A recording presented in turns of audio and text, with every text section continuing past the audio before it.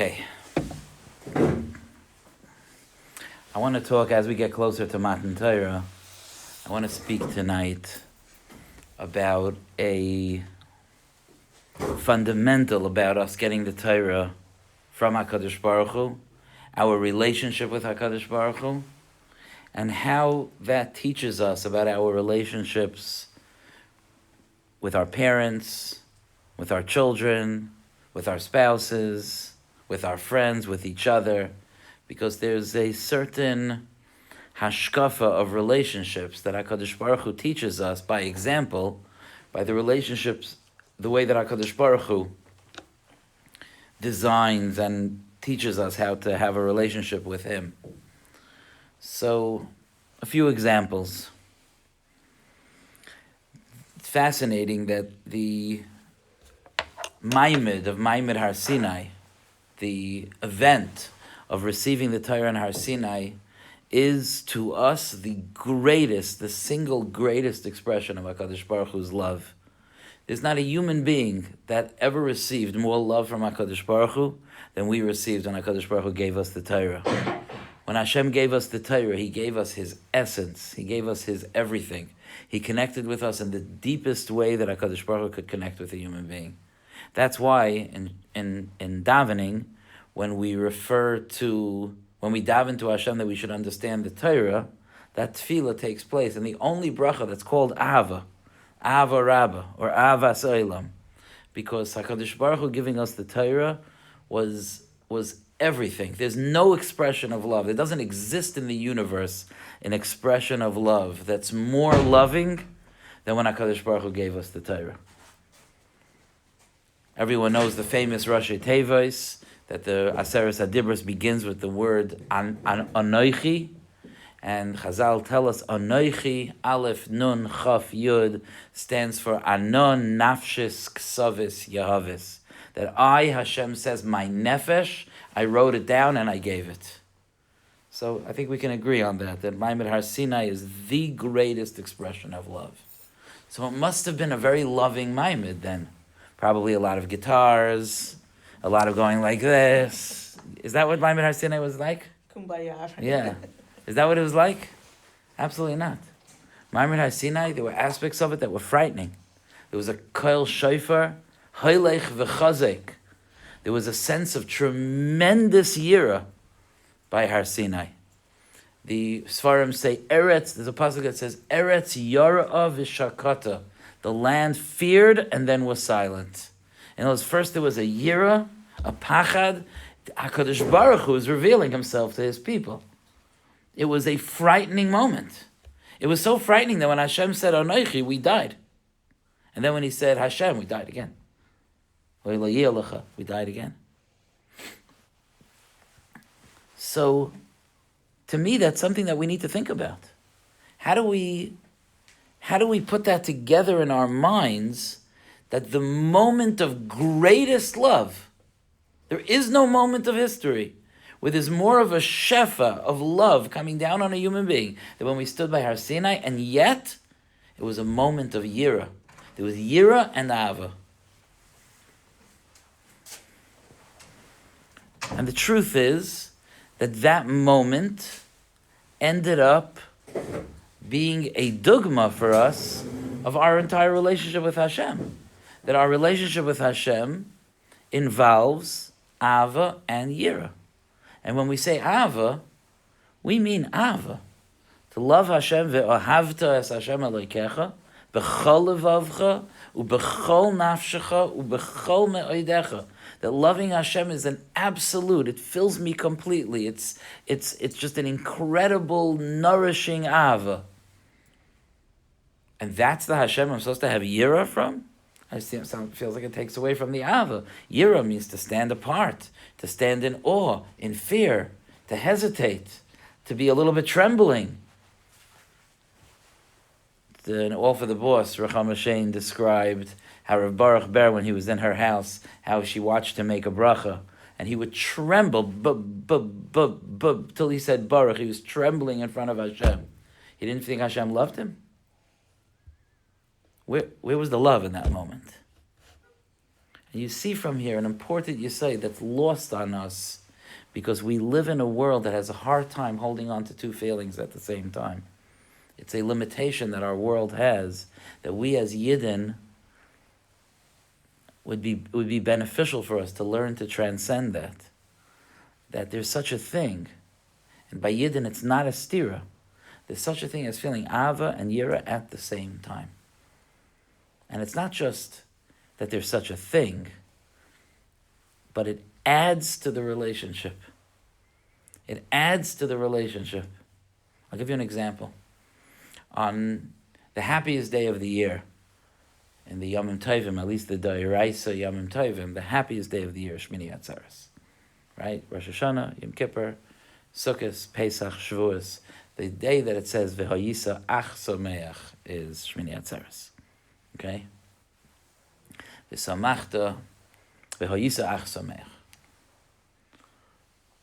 Ach, we have a Mesorah throughout Shas, that the word Ach means only, is a limitation. Ach always means a limitation. And the Lashon of Gemara, the Gemara always says, Ach is a miyut. It's always coming to exclude something. Isn't that interesting? That the day that so much love, that there's just like no end to the love, is described as Ach Sameach, like Simcha, but like with a miyut, like something missing. And Reb Tzadok HaKayin Milublin, and nobody taught Simcha better than the Chassidim. Reb Tzadok HaKayin Milublin asks this question, what does Ach Sameach mean? And he says it's coming to exclude silliness and Simcha for the wrong things. Simcha shel Hailalas. It's coming to exclude that sometimes people party, quote unquote, in ways that are not appropriate, in ways that are not celebrating the right things. So even when Simcha is explosive and all-encompassing and fully embracing and enveloping, but we're still careful. Still careful how much Simcha we have. There's a limitation. And says Reb Tzadok, that limitation is not saying there's so much Simcha, but that limitation is saying this is the key to the so much Simcha. Because if you spoil it by including types of joy that are not Teiradika types of joy, you're not adding to the Simcha, you're taking away from it.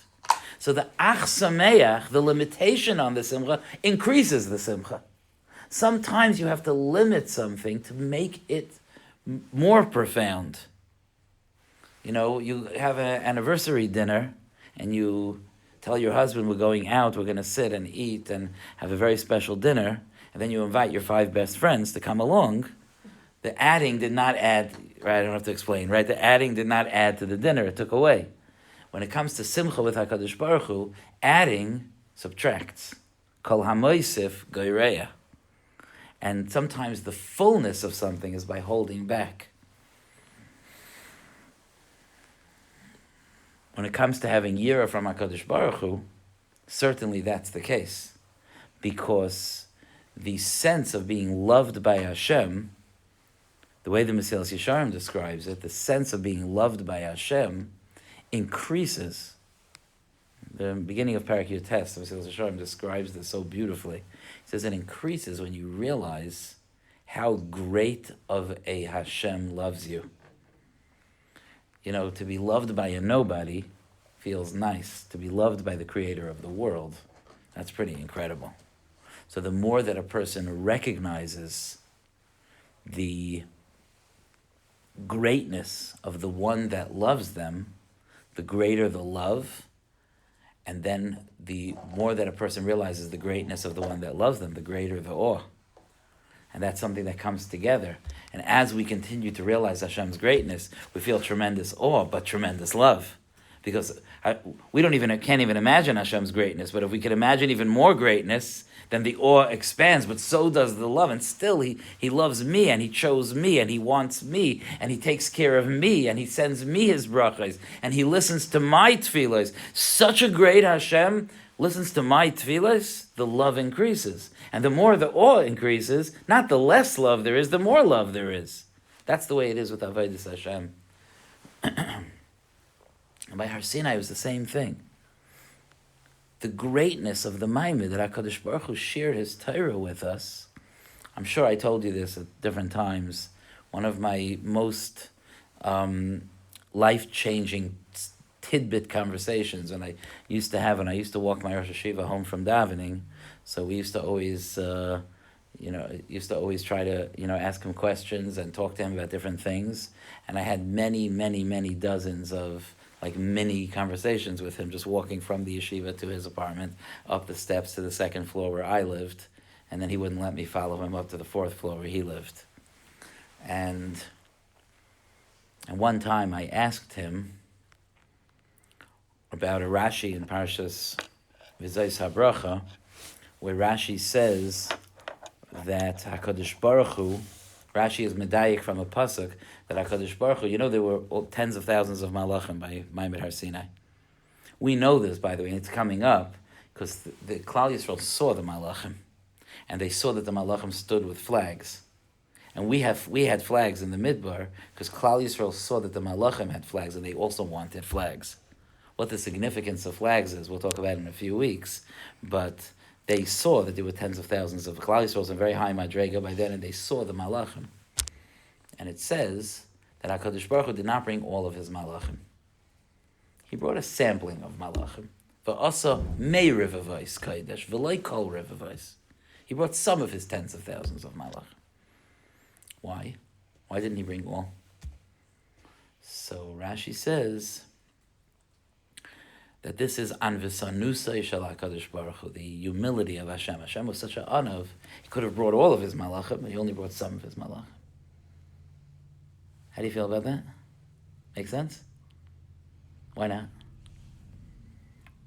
What's bothering you? I agree with you to be bothered. He doesn't need malachim to come with him. Doesn't need anyone to come with him. Right, but does this show his humility, though, that Hashem is an anav, that he didn't bring all of his malachim? No. I mean, if he wanted to show that he was an anav, he wouldn't have brought any. Okay, that's a good question. He also didn't want to. He didn't want there to be more malachim than there were yidden. Why? Because he was giving the Torah to the yidden. So? To the malachim. Because the malachim were jealous that they were getting the Torah. Well, either way, they were jealous. I think the biggest issue is that aren't we here for the honor of HaKadosh Baruch Hu? Isn't that why Hashem created the world? Weren't we created to honor Hashem? Don't we say Baruch Hu Elokeinu shebara'anu lichvaydai? Yes, we're not supposed to be Balei Gaiva because we are not Hashem. Because every mila that we have, we say, it's not me, it's HaKadosh Baruch Hu. But Hashem, L'cha Hashem, Hagedula, V'Hagevura, V'Hatiferes, V'Hanetzach, V'Ha'od. To you, Hashem, is all of this greatness. Isn't that our whole life? To honor Hashem? From the morning to the night, isn't the entire purpose of the entire world to be Megala Kavod Shamayim, U'Mala Ha'aretz Deo Es Hashem? So what is suddenly, by Maimed Har Sinai, Hashem's like, okay, all of that might be true, but I'm not going to bring all my malachim. What does that mean? It's bothersome, right? Suddenly Hashem is an anav? In what way is Hashem an anav? I don't even understand anava by HaKadosh Baruch Hu. Anava means it's not me. HaKadosh Baruch Hu is like, it's not me. Who else is it? Emes Malkeinu, Efes Zulasai, Hu Elokeinu, Ein Oid. Of course it was you. Hashem is an anav? Let the other Avodah Zaros take the credit. Really? Of course not. It's HaKadosh Baruch Hu. So I asked this to my Rosh Hashiva, and he answered me so quickly that it was clear that he had gone through this. This was so pasha to him. He said to me something, a life-changing answer. He said to me that had HaKadosh Baruch Hu brought all the malachim to Maimed Har Sinai, the Maimed would have been too overwhelming for us, and we would not have been able to take it. As it is, it was very overwhelming for us. As it is, we almost couldn't take it.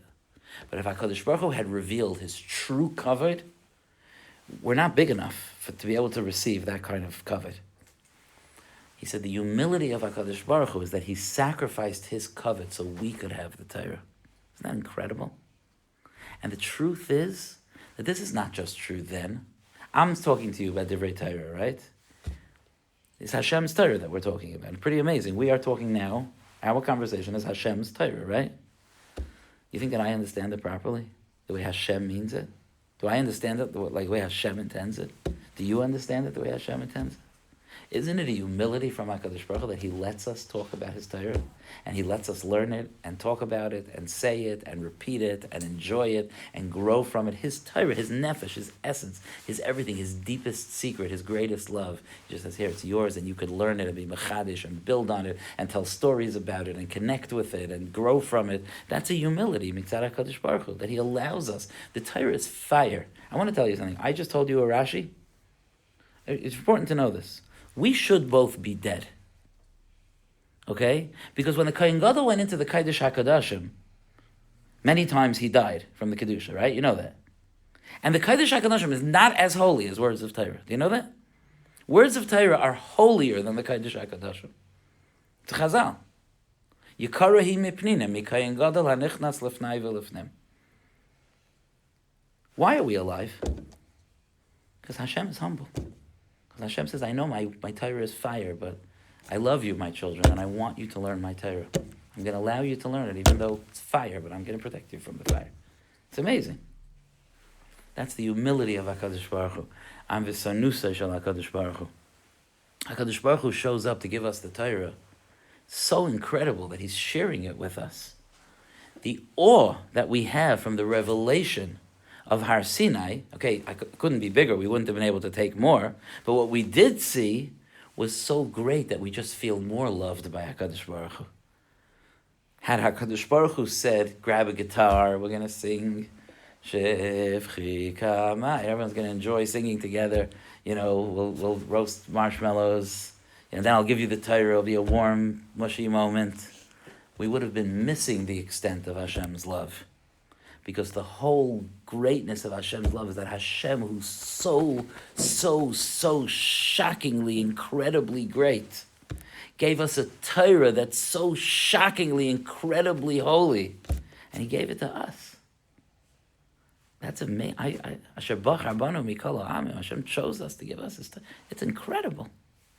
The Yira and the Ava are not a contradiction to each other. HaKadosh Baruch Hu says that in our relationship, us and HaKadosh Baruch Hu, I love you. And when HaKadosh Baruch Hu loves, that means He loves more than a human being even knows how to love. HaKadosh Baruch Hu loves with the greatest shleimus possible. But there are boundaries in our relationship. There's a necessity for kavod between us. Right? There's a necessity. We have to have kavod. Where is the place that we get the greatest love from HaKadosh Baruch Hu? In our lives here, Waterbury, Connecticut, Tufshin Pei Vav, where do we get the most love from HaKadosh Baruch Hu? In Shul. In the Beis Medrash, in the Beis HaKnesses. Of course. Where do we get more love? We hear words of Torah, we're mechazik each other, we gather for simchas and for tzaras. It's our place that we gather to serve Hashem, right? That's our place. These places that HaKadosh Baruch Hu gave us this ability to create Kedusha, even in Chutz La'aretz. That we have yeshivas, and we have shuls, and we have kailalim, and we have the capacity to create Kedusha in Chutz La'aretz. That's an incredible thing. Incredible thing that HaKadosh Baruch Hu gave us. And it's one of the greatest expressions of Hashem's love. Hashem could have said that Kedusha, you want Kedusha? Wait for the Beis HaMikdash to be built. You want to have a place that has Kedusha? You're going to have to wait. We're in Galus now. And Hashem didn't create the Galus, we did. Hashem wanted us to stay in Yerushalayim. We did Averis. We caused the Galus. And HaKadosh Baruch Hu said, okay, the Beis HaMikdash was destroyed. When it's rebuilt, you'll have a place of Kedusha again. What did Hashem do? Hashem said a pasuk in Sefer Yecheskel, V'ehi lahem mikdash ma'at. And HaKadosh Baruch Hu said, no. There's Batei Knesiyos, Batei Midrashos, Shebebavel. The Gemara talks about Bavel, because the Chutz La'aretz was Bavel in those days, Iraq. So Hashem said, no. You're in Gullus. It's your fault that the Beis HaMikdash was destroyed, but I love you so much, and I'm not going to make you wait for 2,000 years before you walk back into a Makom Kadosh. It's not the same as the Beis HaMikdash, but I'm going to give you Makaimus of Kedusha. I'm going to show you my love. So now that we have this place called the Shul, are there halachas of awe in a Shul? There are. What's an example of those halachas? They're halachas. I'm not just talking about like where it's really not nice to do this in Shul. They're halachas. Do you know that if you walk into a shul proper, to get something, I'm sure you've learned these halachas, You're supposed to sit down and learn something, or say or some tehillim, or say a tefillah. You don't just walk in for a mundane reason and walk out. It's not your living room. You know that you're not allowed to use a shul. I'm sure you've learned this. You're not allowed to use a shul as a shortcut. Even if it's easier to go through the shul than to go around it. A shul is not your living room. You don't just use it as a shortcut. You know? You don't walk into the Oval Office and the president's in the middle of a meeting and you're like, sorry, I'm just trying to scoot through. You don't do that. You know, this is the most chashuv place in the world, a shul. Okay, so to me that takes away from its love. If Hashem really loved me, He would let me even use it as a living room. Do you like that argument? But it's not a true argument. It's a very American argument, but it's not a true argument. Because in a way it would take away. Because a place of true love from HaKadosh Baruch Hu is a place that has the boundaries of the relationship with a Hashem like HaKadosh Baruch Hu. Where there's a relationship with HaKadosh Baruch Hu, there are boundaries, because HaKadosh Baruch Hu is HaKadosh Baruch Hu. And there are boundaries, and that's why with our relationship with Hashem, the Ava is not believable. If we would only feel for 1 second in our lives the true love that Hashem has for us, we would not stop smiling for as long as we live. I'm not kidding around. You know why we can't feel it? Because HaKadosh Baruch Hu wants us to have nisyanos. You would not feel pain, tsar, confusion, worry, fright. If you were able to experience the real love Hashem has for you for 1 moment, you'd be cured for life from any kind of darkness. That's how profound it is. And yet, our relationship with HaKadosh Baruch Hu also demands certain boundaries, certain rules. There's a way that we talk to HaKadosh Baruch Hu. We have to be dressed properly. Perhaps we should wash our hands. We address HaKadosh Baruch Hu in a certain way. You know, we don't just say Hashem understands. You know, we have a certain seder of honoring Hashem. We honor Hashem a certain way. Also, we follow halacha. Another example of our year is that we follow halacha. Hashem says we eat this, we eat this. Hashem says to be careful in our kitchens, to keep this separate from this. We're careful in our kitchens to keep that separate. HaKadosh Baruch Hu says there are all kinds of different, from the most personal to the most broad halachas that HaKadosh Baruch Hu commands us. And we don't just say, yeah, whatever, Hashem loves me, I'm sure He gets it. This Shabbos, punked, I need to drive somewhere. Hashem understands. I'm saying He loves me. We don't say, there's a lot of explanations to this, but just in terms of this conversation, no, part of the relationship is love, and part of the relationship is a respect between us and HaKadosh Baruch Hu. And the respect, shockingly, the respect goes both ways. Do you know that? HaKadosh Baruch Hu gave the Torah to us. There are many lashonos in the Psukim that describe a certain respect that HaKadosh Baruch Hu had for us. Like panim el panim diber Hashem imachem b'Har Sinai, face to face Hashem spoke to you. That's not like a melech to his eved. A melech to his eved, the eved is at a distance. Face to face is like two people that love each other, looking into each other's faces. That's how HaKadosh Baruch Hu spoke to us. But in there is a tremendous amount of love, but a tremendous amount of respect. The Torah contrasts, I should say, our service to Hashem with the avodah of Baal Pa'ar. So Baal Pa'ar was an avodah zara, and the Baal Pa'ar was worshipped by using the bathroom in front of the avodah zara. That's how they worshipped the avodah zara. Sounds like a very bizarre practice, but there was a method to it. There was a reason for it. There was a logic to it. The logic was that I'm nothing and nobody. I'm dirt. I'm filth in front of you. That's the logic. I'm batal and mavatal. I'm nothing in front of this God. That was the idea. I'm totally degraded. I'm totally nothing. We don't serve HaKadosh Baruch Hu that way. The exact opposite. We're taught to respect ourselves and to be clean and to be dignified and to be dressed properly and to stand erect when we damish. We don't damish groveling on the floor. We stand with a full shir kaima. We bow at different times to show our hachna to Hashem, but we stand strongly in front of Hashem. Amida zu tefillah, right? Tefillah is like we stand with pride. HaKadosh Baruch Hu, not just that HaKadosh Baruch Hu tells us to respect Him, but unbelievably, HaKadosh Baruch Hu, kaviyachal, if you can even say such a thing, HaKadosh Baruch Hu respects us. HaKadosh Baruch Hu gives us kavod by honoring us to serve Him, and by honoring us in the way that we serve Him. Incredible. this Nakuda is an important Nakuda that drips down to our relationships as well. And it's important to know that.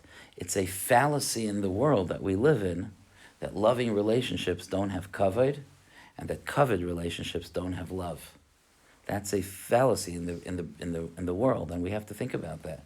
In our relationship with Hashem, the fact that there are limitations, the fact that we speak to Hashem a certain way, the fact that we daven with a certain way, the fact that we follow halacha doesn't take away at all. If anything, it adds to the love that we have for HaKadosh Baruch Hu and the love that Hashem has for us.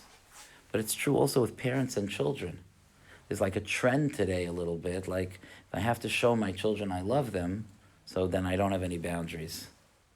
My children could come into my room whenever they want, and they could climb where they want and say what they want. And I'm not talking about when our children misbehave. I'm talking about what we are mechanech them to. And it's important to realize that the way a Torah-dic relationship blends together in the proper amounts, just like a recipe, you can't have different amounts of the ingredient. You can't play around with that. You switch the sugar and salt, the cake is not going to taste too good. We definitely give much bigger doses of love than we give to our children, for sure. But there have to be boundaries. There has to be such a thing as how do we talk to a parent. That's not taking away from our love. It's like, I love my kids, but, what about me? What about respecting me? That's not the way we look at it. We look at it, I love my kids, and therefore I need to have a healthy relationship with them. And the healthy relationship I have is that I teach them that there are boundaries, that they have to knock on the door before they come into my bedroom. Teaching a child that they have to knock on a door before coming into a bedroom. I know that there are young parents today that feel like I'm showing a certain distance, that my child has to knock before they come in. I want to always be available. And I appreciate the feeling, and I'd much rather you have that problem than the problem of, well, they shouldn't even knock, I don't want to hear from them. I'd much rather this problem. This is a better problem. But it still needs to be corrected, because healthy love between a parent and a child is healthy love that has boundaries. It's not different between HaKadosh Baruch Hu and us. That's also kerachem of al banim kein terachem Hashem aleinu. It's like a father and a son. And therefore it is important that there be certain boundaries.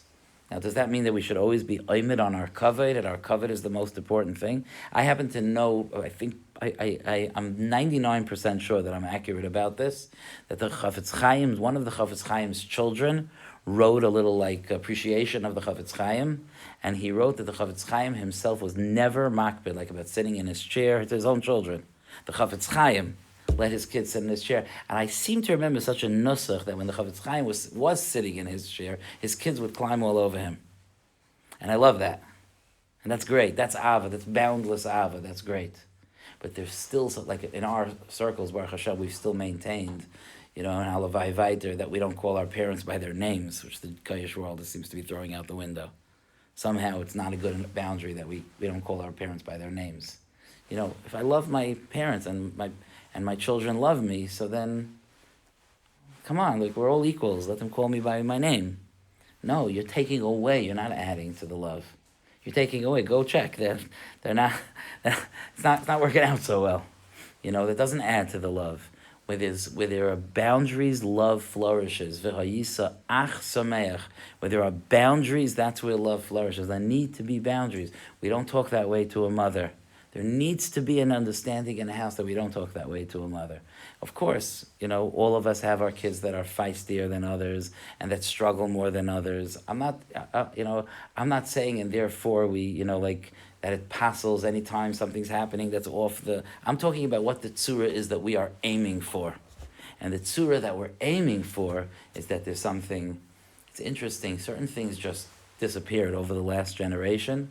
And I don't try to turn them back. Sometimes when something changes, we have to just be sad that it's over. And, maybe as your kids get older, you can teach them these things. But I'll give you an example. If you're talking to your friend and you say, I decided to go to Eretz Yisrael for Shavuos and stop off in Paris on the way back. Let's say something insane like that, okay? So your friend says to you, are you out of your mind? Would your friend say something like that? Yeah? You out of your mind? Are you crazy? Would your children say, are you crazy?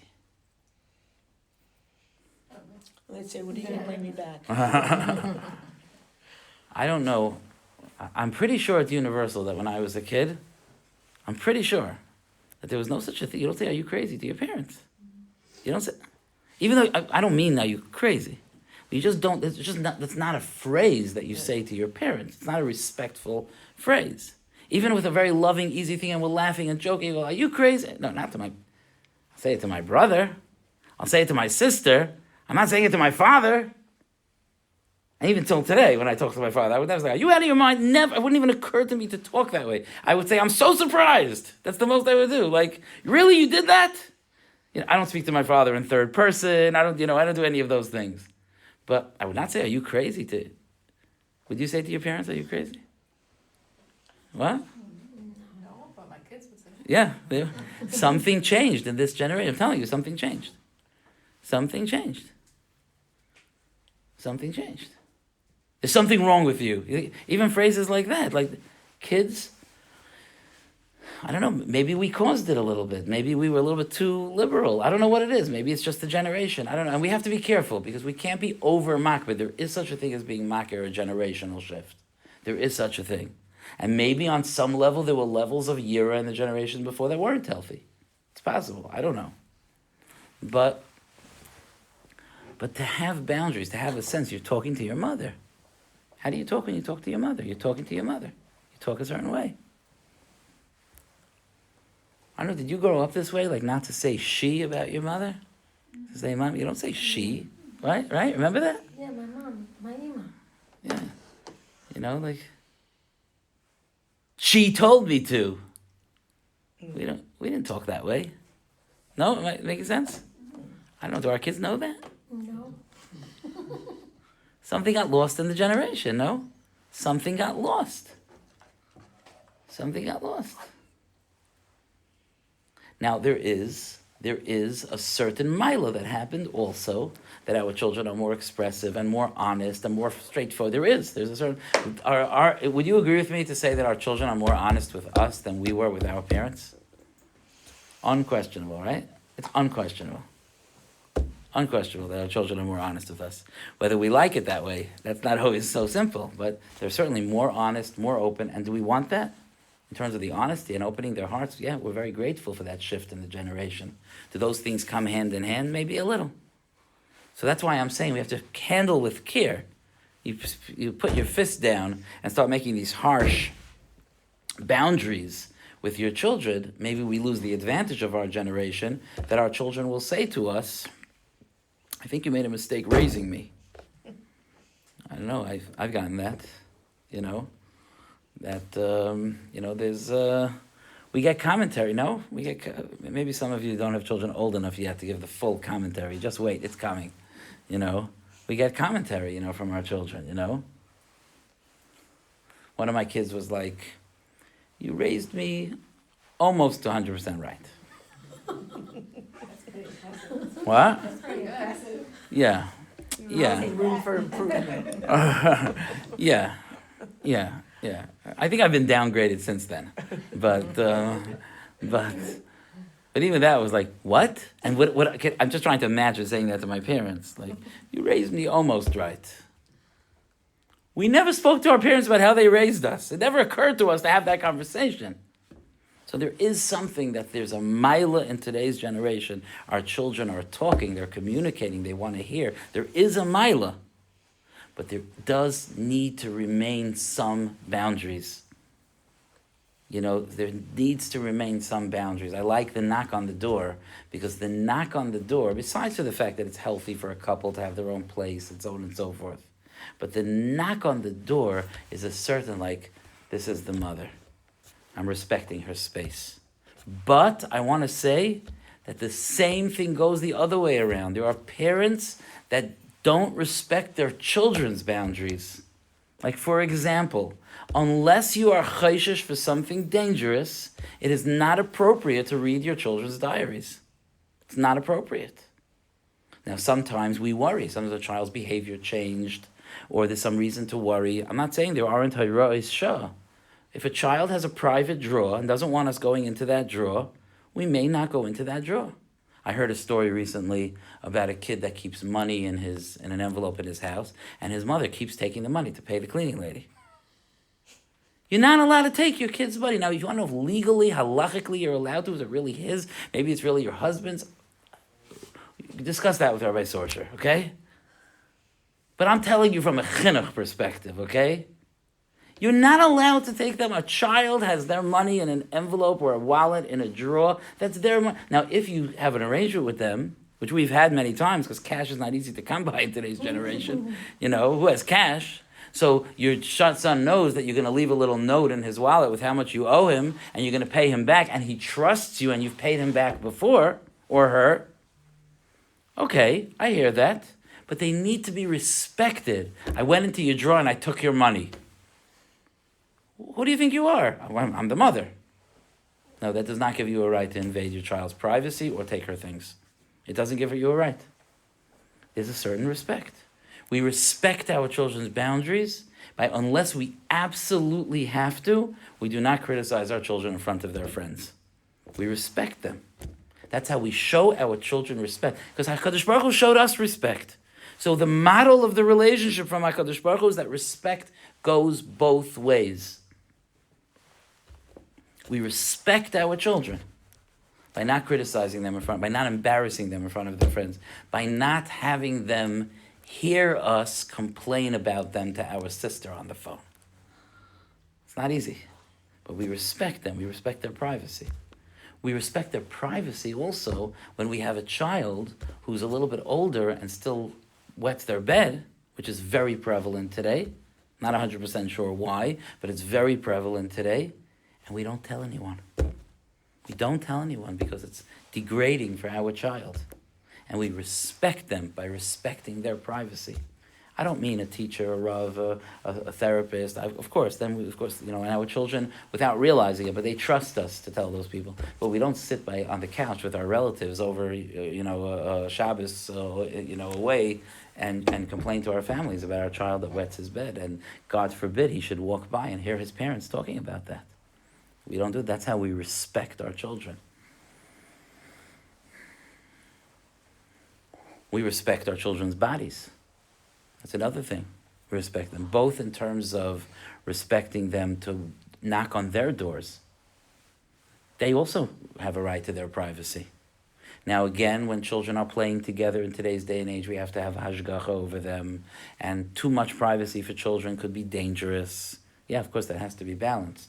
But overall, my daughter, my son is in their room, the door is closed. I knock, and I do this, and my wife does this. We knock on our children's doors before we walk into a room. Of course, they are human beings. And I want to teach them that they're human beings. You want to know the single biggest protection that chas v'shalom, your child should not be taken advantage of in a way that could be damaging, and you know what I mean?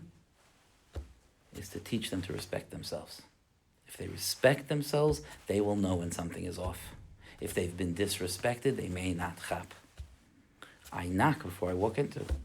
If Hindi's door is closed, she knows her door is closed. I knock on the door before I come in.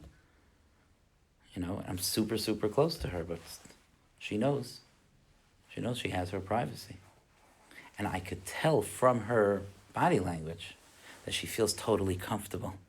She's not uptight when people are around because she has her privacy. She has her space. It's very important. I hold even, could be we've talked about this before, I have this very strong feeling that a great chinuch is, I have this thing, I do it with my grandchildren also. I love tickling my grandchildren. I love it, okay? I ask first. I say, do you need a tickle? My grandchildren know how to indicate that they do. And then when they say stop, we stop. You know why? Because it's the right thing, and because we teach them that they're a bailim on their own body, and it's a shmira that they won't chas v'shalom allow someone to take advantage of them. Because from the time that they were young, in their own home, their bodies were respected. And of course, that means chas v'shalom, that we don't hit them inappropriately, we don't knock them around inappropriately, we treat them with respect. Our children get respect.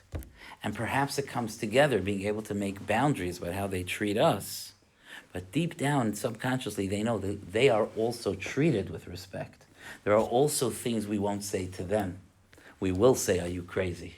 But there are other things that we won't say to them. Because we also treat them with respect. And we talk to them respectfully. And there's a mirror image there. And the same thing is true between husbands and wives. That there's, of course, the closeness between a husband and wife is legendary. The whole Shir HaShirim is a description of the Ava between HaKadosh Baruch Hu and Klal Yisrael. And the Shir HaShirim is called, not just holy, but Shir HaShirim is called, if all the Shirim, Chazal tell us, if all the Svarim are Kodesh, Shir HaShirim is Kodesh Kodashim. And the mashal that Shlomo HaMelech thought that was the most sublime mashal of the relationship between us and HaKadosh Baruch Hu is the relationship between a husband and wife. An ish v'isha. That's incredible just to think about what that means. To be in such a mashal is just unbelievable. Tremendous, tremendous ava, but respect. There has to be respect. Respecting each other's space, respecting each other's time, trying not, even in the little things that every couple knows in their own intimate life, in their bedroom, in their bathroom, in their home, in their conversation with each other. There's a way that husbands and wives, and I'm not going into details because that is a private thing, that each couple knows how to show not just love, but how to show respect. That we respect the other, we respect people's boundaries, we respect people's needs, we respect in the way that we talk, in the way that we act. There are ways of showing respect even in the most intimate of relationships. And there's no greater raya because there is no relationship more intimate than us with HaKadosh Baruch Hu. And there's Ava and Yira. Yira translates in a marriage to respect and respecting boundaries. And between friends and between siblings as well. To have that sense of that the love doesn't mean that there are no boundaries. Love means there are boundaries. That's how we maintain it. When I love someone and I'm speaking with them and I'm talking to them or dealing with something difficult with them, I can express my love together with my respect, and I expect the other person to also express their love together with their respect, and that's how we can have some sometimes we can have very, very difficult conversations. I don't know if you've had the schus ever. It's not a fun schus, but it's a schus to have a really, really, really, really, really tough conversation with someone and to walk away from that conversation feeling like you didn't agree, and it wasn't easy, and it wasn't pleasant, and it was upsetting, but there was respect both ways. It's not pleasant, but that is the godless of the way B'nai Torah talk to each other. So as we head to Har Sinai, as we go through the steps of Sfira, as we get ready for Har Sinai, this week's parsha is Behar Sinai. As we get ready for Har Sinai, just to take a few minutes to contemplate our relationship with HaKadosh Baruch Hu, the love and the respect, our relationships with our children, both ways, ours with them and theirs with us, and our parents still today. We still could work on our relationships with our parents. Those of us that have the schus, that have parents alive or grandparents alive, can work on it that way also, to show love with respect. As parents or grandparents get older and they need to be taken care of more, and it becomes harder for them and they slow down a little bit, it becomes hard sometimes, that respect. Because they, in a certain sense, you're in the role of taking care of them. What a change from the way things were a few decades ago when they were in the role of taking care of you. When that happens, everyone's parents and grandparents should be healthy. I may have asked from Shana, but, when it happens that we're taking care of our parents, to maintain a sense of kavod and boundaries as much as possible. It's not always possible, and sometimes it has to just be emotional, because sometimes children have to take care of their parents in ways that don't feel so much like boundaries, because we have to get in there and take care of them. But emotionally, and the way we speak with them and the way we speak about them, we can still make boundaries in the sense of dignity. That has to be, our parents deserve to be treated with dignity as much as possible. And sometimes just the natural process of people getting older creates situations where they're treated with indignity. Anybody who's taking care of a parent in a hospital or a grandparent in a hospital knows that hospitals are places, they might as well just name them indignity. Okay, they're places that are deprived of dignity. And for us to try to go the extra mile to provide that dignity for them, whether they are makir it or not, but for us it's important to do that. So there's our relationships with our parents, both directions, and there's our relationships with our children, both directions, and there's our relationships with our spouses, and our siblings, and our friends, and all of those, it changes what the boundaries are. It changes how the yira works, how the kavod works. As the ava changes, isn't the ava different to a sibling, to a spouse, to a parent, to a child, right? The contours of the ava is different. The contours of the boundaries are different. But the concept that there's such a thing as so much love, that there's no boundaries, that does not exist in the world of Torah. There's no such a thing. With love comes boundaries. That's how we protect the love, and we dress the love, and we show the love chashivas by surrounding it with boundaries. Yashikaya, thank you. Thank you.